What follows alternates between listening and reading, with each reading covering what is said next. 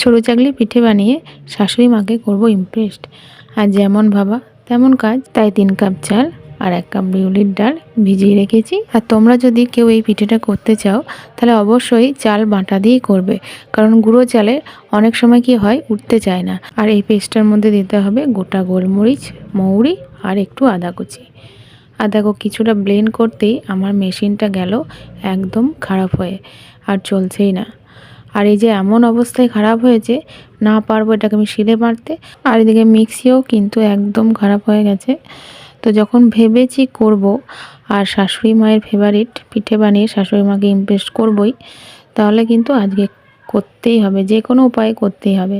তাই শেষমেশ ছাঁকনি দিয়ে ছেঁকে চালটাকে আর জলটাকে আলাদা করে শিলের মধ্যে কিন্তু আমি পেস্ট করে নিলাম।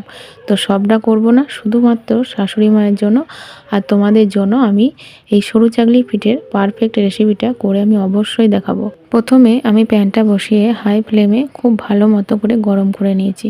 তেল ব্রাশ করে ফ্লেমটা সামান্য কমিয়ে রেখেছি। আর তারপর ব্যাটারটা দিয়ে হালকাভাবে ঘুরিয়ে নিলেই খুব সুন্দরভাবে শেপটা চলে আসবে। তো দেখো অনেকগুলো আমার এখানে হয়েও গেছে। তো তোমরা যখন করবে অবশ্যই কিন্তু ঢাকা দেবে। ঢাকা না দিলে কি হবে, ওপরে পিঠেটা খুব ড্রাই হয়ে ফেটে যেতে পারে। আর ঢাকা দেওয়ার পর খানিকক্ষণ থাকলেই খুব সুন্দরভাবে এটা উঠে চলে আসবে। তো পৌষ সংক্রান্তিতে তোমরা সবাই কি কি পিঠে বানিয়ে খেলে অবশ্যই আমাকে কমেন্ট করে পাঠাও, আমার খুবই ভালো লাগবে।